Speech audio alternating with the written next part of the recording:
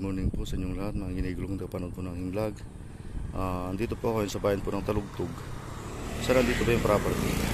Po siya, tutok po siya sa irigasyon. 1.3 hectares po ito. Napakagandang property po.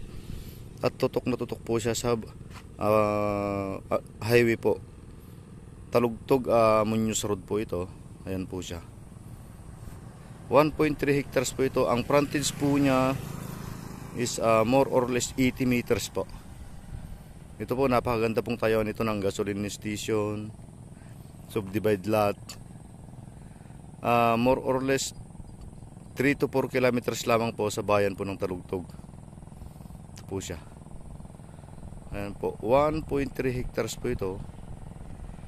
Ayan po siya.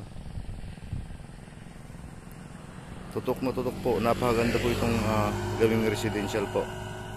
Subdivide lot o game farm. Ito po, napakaganda po. Panoorin nyo po mabuti mga ma'am, mga sir. Ito po siya. Tutok po siya sa kuryente, internet. Andito na po. Ayan po siya.